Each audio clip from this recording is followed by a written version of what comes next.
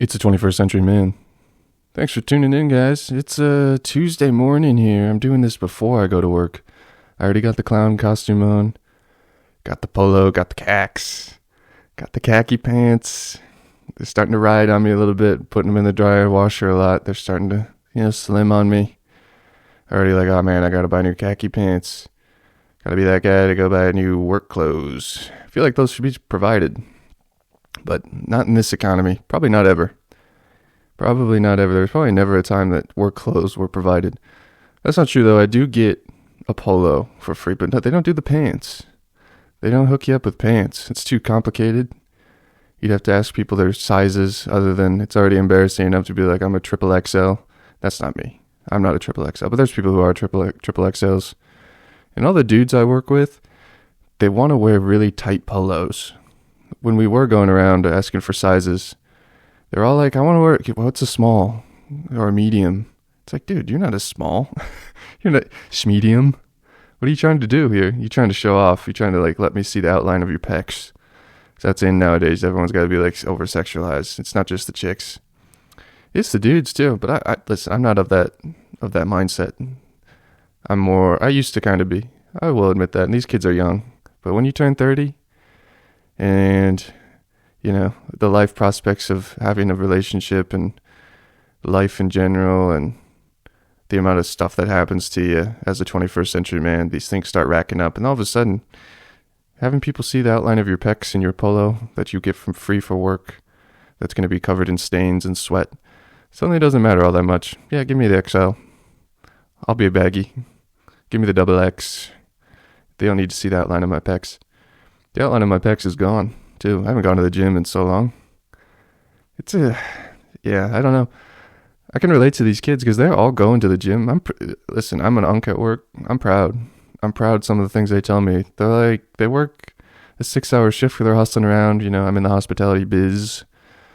And a lot of them have a worse job off than I do. I get to do more standing.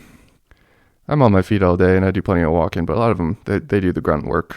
Walking around, lifting things. They're outside, I'm inside. It's a hard knock life for these kids.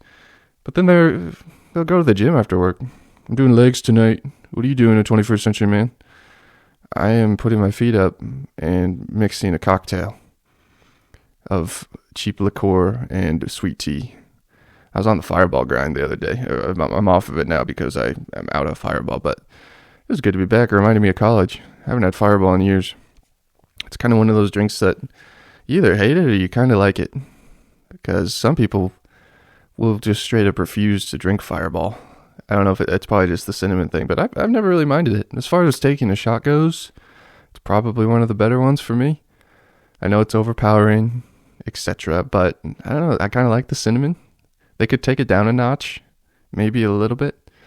And you'd be surprised. You mix it with something, you could put it in like a milk or a Christmas flavored drink, milk based or cream based, an eggnog based.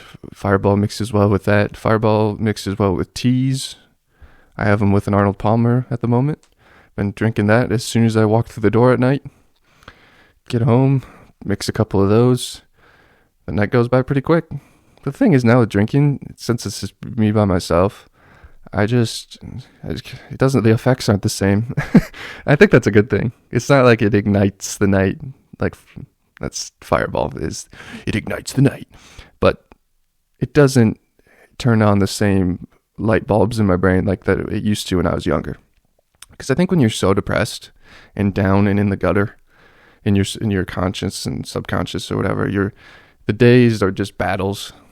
Like they still are battles now, but less so. I'm able to be myself more, and I'm able to have pockets of my own volition. And I'm a 21st century man. I don't have kids. I don't have a relationship. So a lot of my days I do get to do exactly what I want. It isn't necessarily fun, but I'm not in the gutter of existence where I was when I was, say, 21, where the days were such a struggle. It was so hard to even just get out of bed, and then you'd have to go do things, either school or work part-time, and you had 10-hour days, and you had places to be, and I had friends then and requirements, and I was more attached to my family, and things were just a lot harder. The first couple of sips of alcohol, you could feel them more back then than I do now. Like now it's like, okay, I just kind of feel more sleepy. And it's not like I'm just getting hammered, but still, if I have quite a bit of alcohol now, it's a different feeling. It's not, oh my God, I feel like talking to people. I feel a lot more vivacious and gregarious, and I got these great ideas, and this alcohol is not perking up my personality disorders and underlying depression and dipping into a side of your brain that's kind of on standby. I kind of have this side integrated already. I already feel grandiose most of my day, and I'm aware of it. That's why I'm speaking into a microphone. So the alcohol, it's like, it doesn't really do anything for me. If anything, it's more just like, I'm kind of sleepy. I'm going to take a shower and just kind of lay down, go to bed. So I guess it's a good thing, right? I'm a 21st century man, and I don't feel like being a booze bag for the rest of my life. I don't feel like it's something that I'm going to have to struggle with. And this is the first, I picked up what is this? How much alcohol is this? God, don't tell me how much liters this is. Come on, 750 milliliters of Fireball. And it was like $9, which I thought was a pretty good deal. And, it took me 3 days to get through it. Probably if I would have done it over 2, I would have been more hammered, but 3 days, and I don't think it's not like I'm dying to go back to the liquor store. I say that now. Tonight I'll be zooming over there just like, need Fireball. Need it. Well, I'm about to go to the clown. I just put my clown costume on, and I'm gearing up to go to work. I'm doing this before work. This is some grindcore shit right here. Don't say I'm not working hard. I got up early for this. I have things to say, talk to you into a microphone before I go to work. And I'm going to do it after work. Maybe. At least I'm going to tell myself that all day. When I get home, who knows? Definitely not going to the gym, though. Definitely not going to hit the bench press after gym or after work. I used to do this, and it got me nowhere. It's not like I really felt any better about myself. I definitely was in better physiological, if that's the right term. My physiology was better. My skin was probably better. My heart rate was probably lower. My vitality, testosterone was probably in a better place. But I don't know. The rest, emotionally, I didn't feel better about myself. I was worse off because you're just walking around, and the gym is a reality test for sure. It's good in that respect, It's good because you see the reality of the world in the gym. You also see it at the grocery market, but you really see it at the gym. And the thing about it is, people who go to the gym and feel comfortable at the gym are doing quite well for themselves, at least on the outside.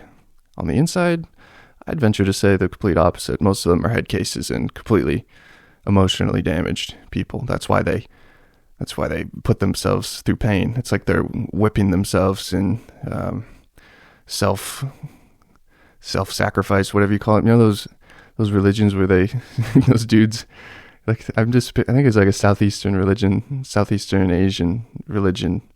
They just stand around in this courtyard and just whip themselves over their shoulders for their sins. That's what I imagine going to the gym is, kind of. Just bench press. This kind of hurts, dude. And you're tearing muscles and stuff, but it's good. It's a net positive, but there's some weird stuff going on there. Plus, you get to see there's some beautiful people out there, especially of the opposite sex. And you try and you try and you try and you try and you try. But nowadays, it's maxing. We're gym maxing. We've been doing it for years. So the already genetically perfect ubermenches of the world are able to gym max to the extreme. So they already look good. Now they're looking friggin' peak. And for us average Joes, a 21st century man who's just, trying to get a little cut, trying to get a little body mass, you can't compete. You just realize you're mid. You're lower mid. And yeah, you're not supposed to be thinking that way, but then there's people setting up tripods, there's photos, I got asked to be in this dude's photo once. I was at the gym, just minding my business, and he's like, dude, you want to get my group photo? I like taking photos when I'm at the gym. I'll tag you on Instagram and stuff. He's trying to make it like a lifestyle thing, and I was just there, with my oversized headphones listening to a podcast about God knows what, probably like the Libyan civil war, like an asshole. Oh man, I gotta go to work here in 10 minutes. I have to drive.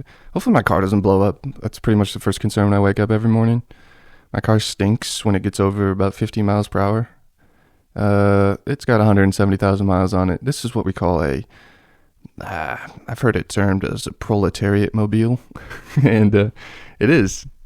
It is, and it's worse because I gotta drive 25 miles each way to get to my minimum wage plus job. So that really sucks, obviously. And it'd be nice if it was like 10, because every day that it runs is just a good day.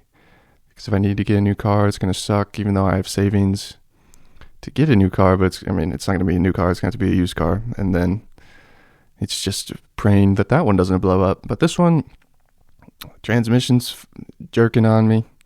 It stinks when I drive it. The AC doesn't work.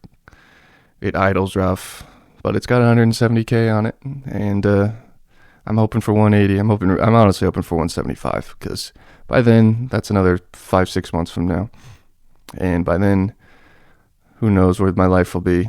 I don't know if I'm going to move back home, or if I'm going to stay here, or if I'm going to be doing this job anymore, or if World War III has been kicking off, or if the economy has collapsed to the point that I'm destitute.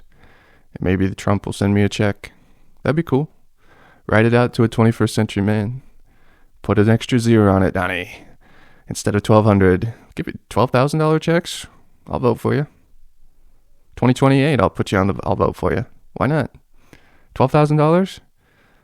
If you did that twice a year, dude, I'd just be chilling. I can live on that. Sure, it won't be fun. Sure, I won't have a girlfriend. I'll go to work a couple days a week. I still would. But I'd cut her back. This whole 40 hours of work thing is a real bummer. And today's Veterans Day, and I gotta go to work because I work in a hospitality biz. I am an essential worker.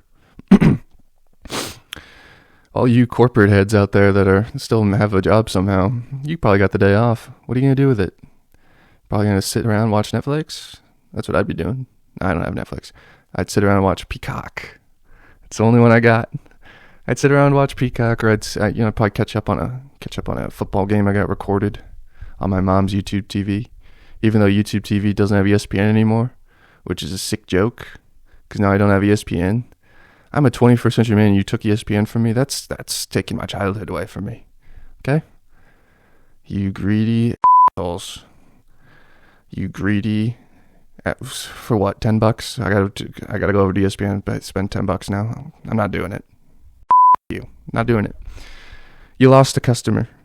Now I don't get to watch Monday Night Football. I'll manage. I'll talk into a microphone more. I'll talk to y'all more, dear listeners. God, I don't want to go to work. Holy crap, it's my Thursday instead of it, because even though it's Tuesday, I work Saturday through Wednesday. I've worked every weekend for the last 6 months. I think I had one off, or two. I guess we had a week off from work, so 2 in the last 6 months. I get Thursday, Friday off. So this is my Thursday, and last night there were moments in my Wednesday where it's like, okay, I'm starting to lose it a little bit, starting to lose the Joker smile, starting to lose the enthusiasm in my voice, starting to feel the heat, starting to get a little irritated with my coworkers. So, and that's a testament. It's like, okay, this is Wednesday and this is happening. This isn't a good sign because I still got 2 more days to go. So we'll see how Thursday goes here. Hopefully I can keep the Joker smile going. It's going to be busy because it's Veterans Day, and God, I got to talk to grumpy veterans all day long who are the most anal people on the face of the planet. Like 2 weeks ago, there was this guy, there was a veteran that came in, and he was wondering if we were doing anything special for Veterans Day like we did last year. And me being an idiot, and it was like, I walked through the door, it was probably my 3rd or 4th interaction with a customer, so it takes me a while to get going, have my brain on. I'm on autopilot for the first hour or 2. And so, like an idiot that I am as a 21st century man, not realizing that this is a crotchety old veteran who's going to take offense to pretty much everything, I said, "Oh yeah, let me check our calendar. What day is it?" And he immediately, "What, you don't know what day Veterans Day is?" Scoffs, visibly browbeating me. just the energy of it all. And I'm just like, I didn't apologize. I was just like, oh, yeah. Oh, and he's like, well, it's the 11th. And I'm like, okay. Oh, I'm like, oh, okay. And it turns out we weren't doing anything special, so that just made it worse. No, it was just a normal day for us, nothing on the calendar. And, God, sometimes you just set yourself up for a softball. And that was one of those moments. He knocked it out of the park, too.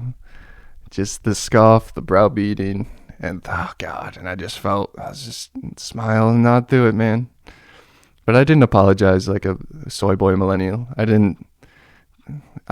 Whatever. The veterans, I'm sorry you got suckered into fighting a war overseas for a multinational corporation and whatever. And you came out the other end of it just as angry, or if not angrier than you were before, to the point that you're browbeating people for not knowing when the national holiday is for Veterans Day. Listen, people know when Christmas is, people know when Thanksgiving is, people know when the 4th of July is because it's in the name. If you said, when is Independence Day, people probably wouldn't know. But here's an idea, Mr. Veteran. Call it November 11th Day. I might remember then. I'd be like, oh yeah, that's the Veterans Day one. Also, if I were to get off from work, I would definitely remember it. But I don't work in the business. I'm in hospitality, so to me, it was just a regular day. I'm sorry, bro. Sorry, Mr. Veteran, man. Thank you for your service. I'm sorry that happened to you. Hopefully you learned something. And hopefully, even though I know it's not true. Oh, God, he hates the 21st century man and all of the like. All right, everybody, I'm off to work. Hopefully my car don't blow up. Hopefully your car doesn't blow up today. Hopefully you're not working today, but if you're in the hospitality business, man, we just got to grind through this, folks. Another day, another dollar.